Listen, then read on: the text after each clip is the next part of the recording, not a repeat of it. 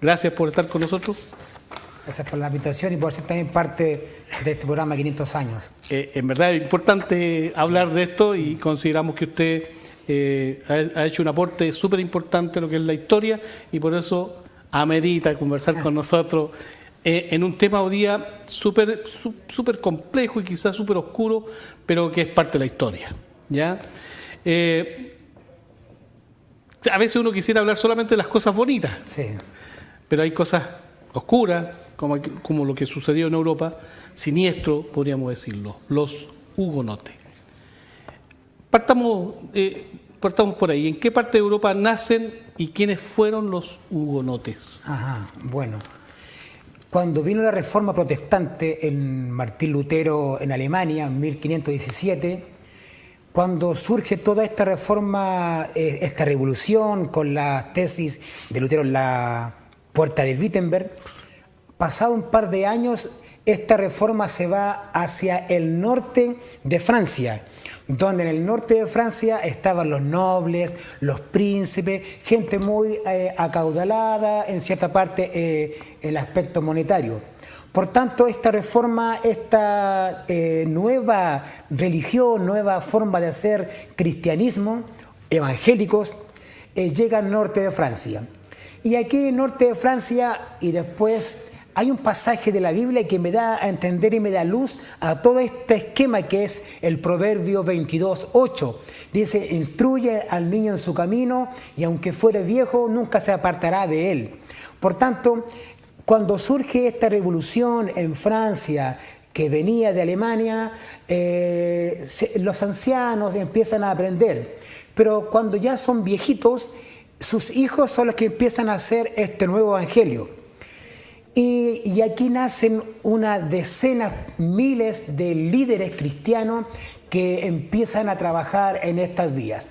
Antes inclusive de Martín Lutero estaba Lefebvre, que fue un académico de una importante universidad de teología, el que ya hablaba en el 1512 de la justificación por la fe. Por tanto, tenemos ya como una luz que se va agregando a esto.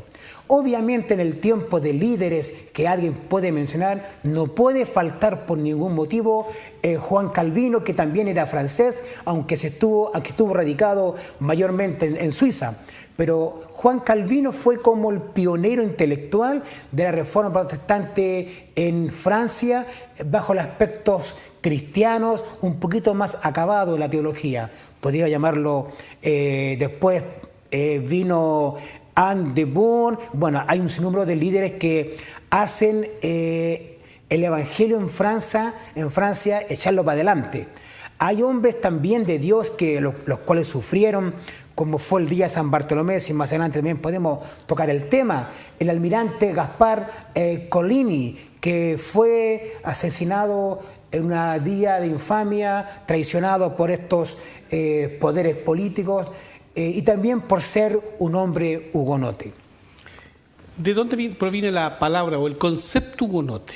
Hugonote, hay unas teorías que se enlazan, primeramente de la palabra Isbenen o algo así en alemán, no sé mucho alemán, pero que es el significado de confederados o compatriotas, donde estos compatriotas que eran ciertos no querían someterse al duque de Saboya.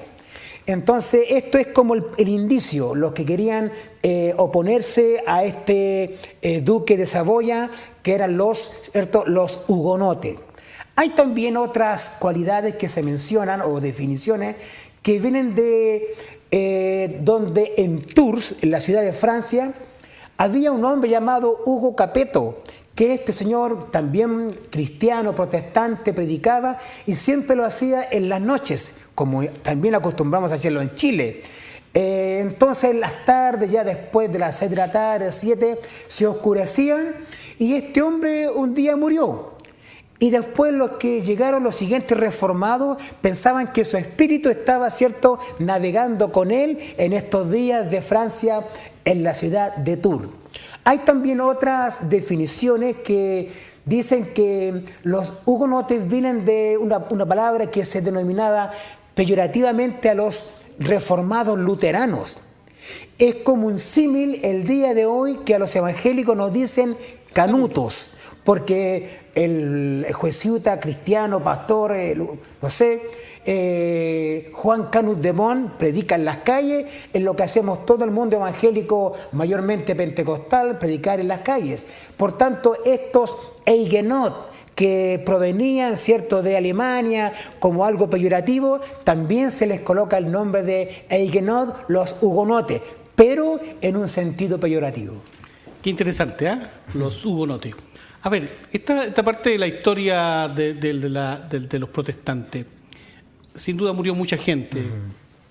Un poquito más adelante vamos a hablar de aquello, de algunos sucesos puntuales, pero ¿cuáles son las razones o causas que originan esta persecución a estos hermanos franceses, estos hugonotes? Bueno, en primera instancia, a Dios gracias que estos primeros reformados eran del norte de Francia, donde en el norte de Francia estaba la gente más noble, príncipe, gente más acaudalada.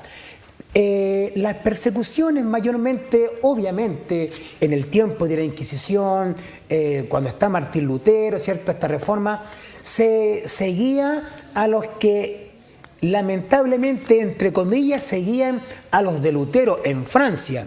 Por tanto, el papado no quería que estos cristianos o reformados fueran reformados. De hecho, se les llamaba los reformados también en forma peyorativa.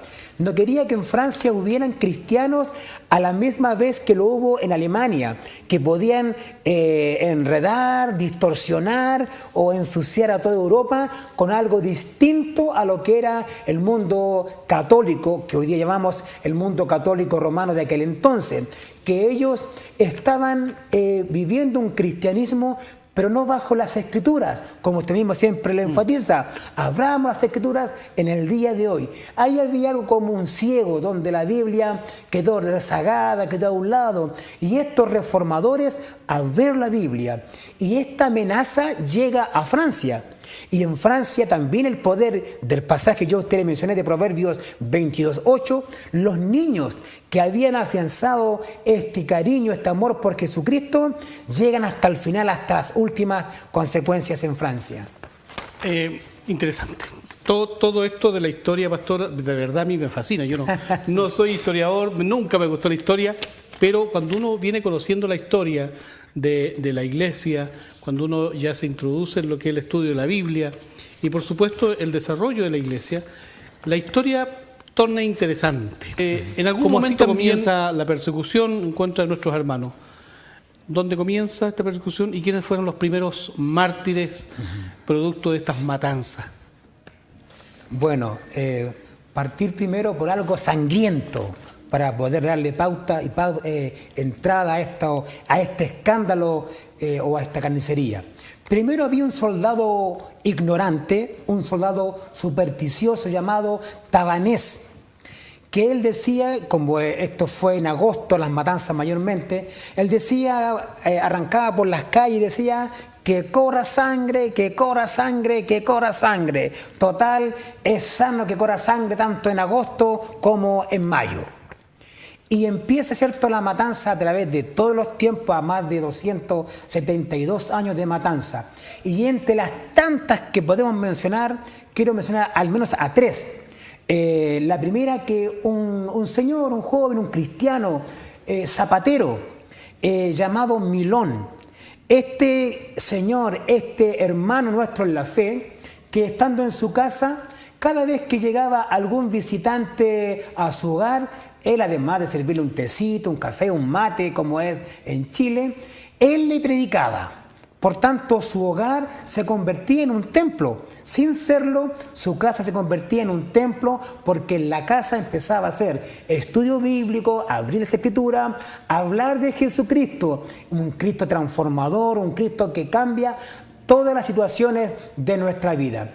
Este señor, este hermano nuestro en la fe, cuando supieron que estaba predicando en su casa misma, fue sacado de su lecho, de su cama, para asesinarlo a través de la calle, arrastrándolo y ser quemado en la hoguera. A todos aquellos jóvenes que les gusta el estudio, a los que nos gusta la teología, nos gusta abrir la Biblia. Habían 5 jóvenes muy conocidos, 5 jóvenes estudiantes que salían de la universidad después de haber estudiado teología, la Biblia, himnos, de haberse introducido en este manantial cristiano. Cierto día, ya egresados, titulados de esta universidad, van de Lyon, su ciudad natal, ¿cierto?, a otra ciudad. Pero en el camino son tomados prisioneros, los llevan a la plaza de Torreaux y son quemados vivos frente a toda la multitud. Jóvenes que todavía ni siquiera alcanzaban a enseñar, a instruir, a hablar de Jesucristo, ya estaban siendo quemados. Y lo más no curioso, maravilloso, es que estos jóvenes, cuando estaban siendo quemados, ellos murieron cantando.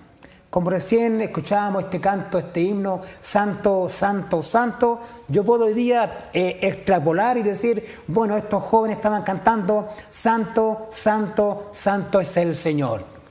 Hay también otro hombre del Señor, otro mártir, otro artesano llamado Esteban. Este hermano nuestro, cuando estaba siendo enjuiciado por el juez dice, yo te voy a condenar a partir de hoy día a la muerte eterna. Pero este hermano nuestro en la fe, aferrado en Jesucristo, dijo, tú no me mandas a la muerte, lo que tú estás haciendo es enviarme a la vida eterna. Un cuarto para mencionar también, la viuda filipina.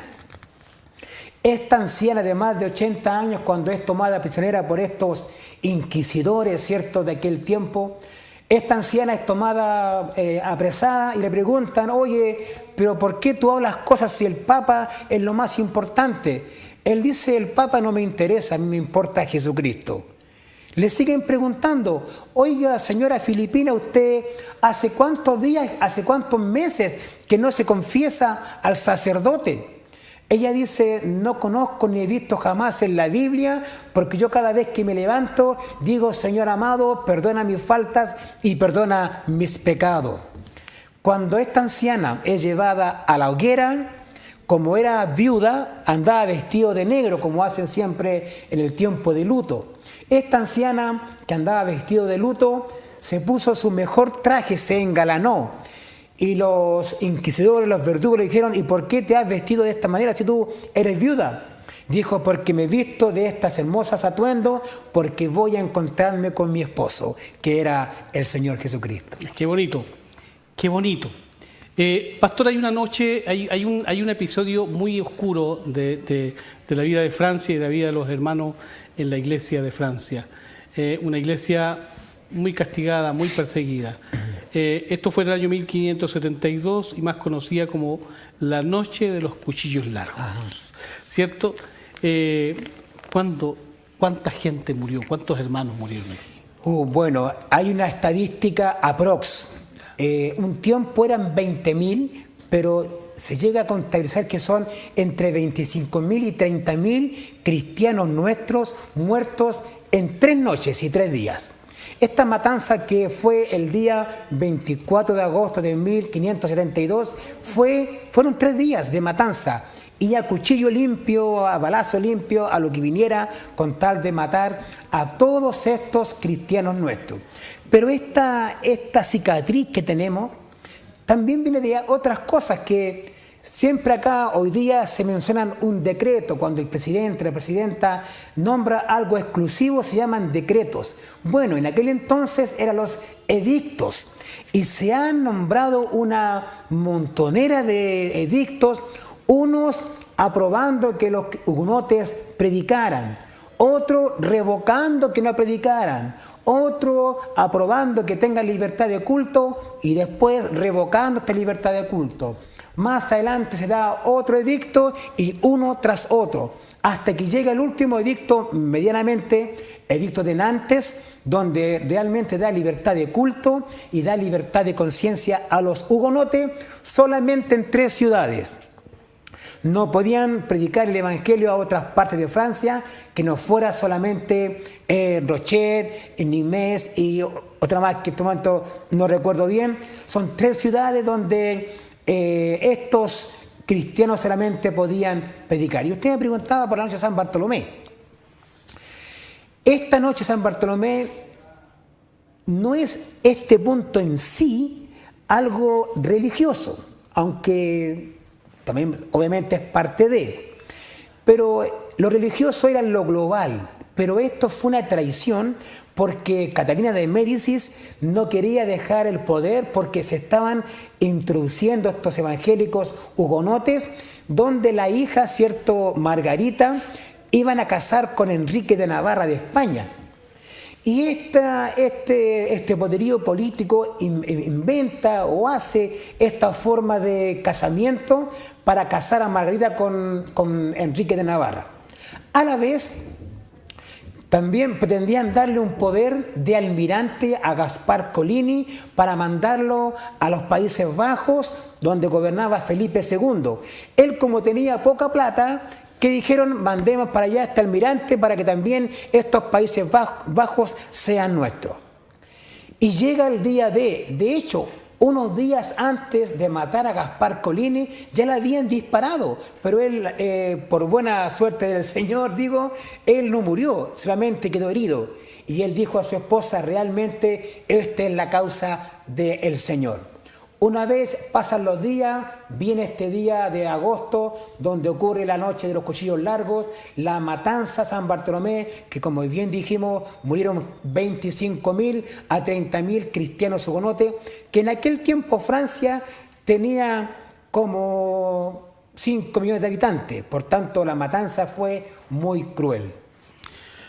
Sin duda, pastor, este es un periodo oscuro y siniestro del desarrollo de la historia del protestantismo, de la historia de nuestros hermanos ahí en Francia.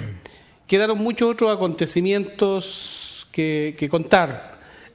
Por esta razón vamos a tener un próximo programa, ¿cierto? Y estaremos nuevamente con usted para conversar esta parte de Francia, esta parte de los hugonotes, que hay otras aristas también ahí muy importante para que la iglesia, para que los hermanos la conozcan. Así que quiero agradecer, pastor, su participación, su buena voluntad por estar con nosotros, con nuestra audiencia y contar todas estas cosas que son tan relevantes y tan trascendentales, porque para nosotros un pueblo sin historia no tiene identidad. Y tenemos historia, hermano, usted tiene historia, hay mucha historia desde Cristo en adelante, como iglesia evangélica, como iglesia cristiana, y en estos últimos 500 años hay de la iglesia más moderna, ¿cierto? Hay otra historia. Así que muchas gracias y bien, pues esta es su casa. Amén. Para la próxima vez podamos estar compartiendo. Muy bien, siempre confiando en el Señor.